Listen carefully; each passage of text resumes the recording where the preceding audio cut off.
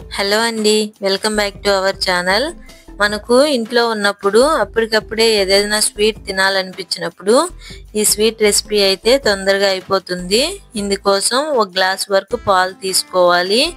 ఇందులో ఒక కప్పు వరకు శనగలు వేసుకుందాం. ఈ రెండిటిని ఒక 5 మినిట్స్ అలా ఉంచామంటే బాగా నానుతాయి. ఇప్పుడు ఒక మిక్సీ జార్ తీసుకొని మనం నానబెట్టుకున్న శనగలు అండ్ పాలు వేసేసుకోవాలి. టేస్ట్ కోసం 4 యాలకులు అయితే వేసుకోవాలి. ఇప్పుడు మొత్తాన్ని మిక్సీ పట్టుకున్నామంటే పేస్ట్ లాగా వస్తుంది. ఇప్పుడు స్టవ్ పైన ఒక గిన్నె పెట్టుకొని అందులో ఒక కప్పు వరకు బెల్లం వేసుకోవాలి. ఇందులో కొంచెం వాటర్ వేసి బెల్లం మొత్తం బాగా కలుపుకుంటూ కరిగించుకోవాలి. బెల్లం అయితే పాకం రానవసరం లేదు.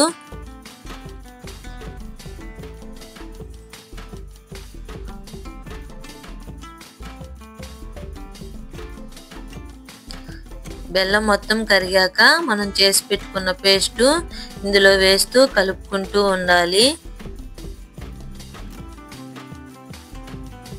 బాగా కలుపుతూ ఉండాలి, లేకుంటే అడుగంటిపోతుంది.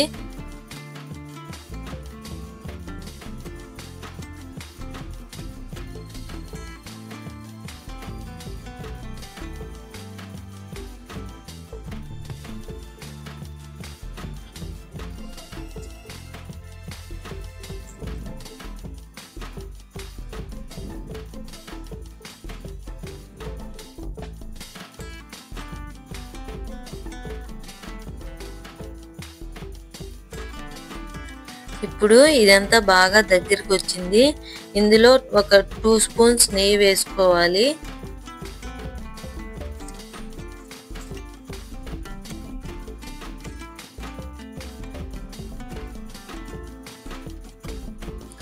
ఇప్పుడు మొత్తాన్ని బాగా కలుపుకుంటూ మీడియం ఫ్లేమ్ లో ఉంచి బాగా కలుపుకుంటూ ఉండాలి.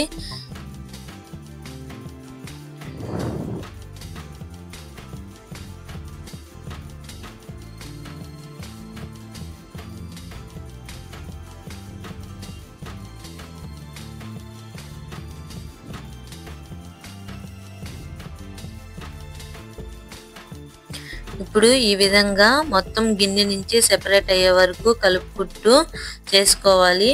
ఇందులో వేరుశనగ పప్పులు కానీ జీడిపప్పులు కానీ వేసుకోవచ్చు. నేనైతే వేరుశనగ పప్పులు వేసి మొత్తాన్ని బాగా ఒకసారి మిక్స్ చేసుకోవాలి.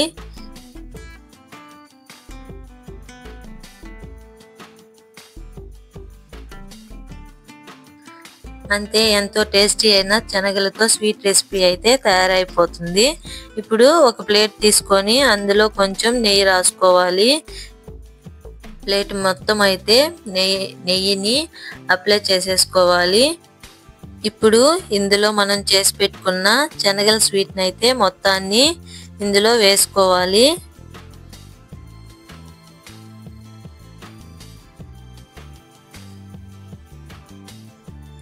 ఇప్పుడు మొత్తాన్ని ఇలా చేసుకొని ఒక 10 మినిట్స్ అలా ఉంచామంటే మనకు కేకులాగా కట్ చేసుకోను బాగా కుదురుతుంది. ఈ వీడియో మీకు నచ్చినట్లయితే లైక్ చేయండి, సబ్స్క్రైబ్ చేయండి. బాయ్.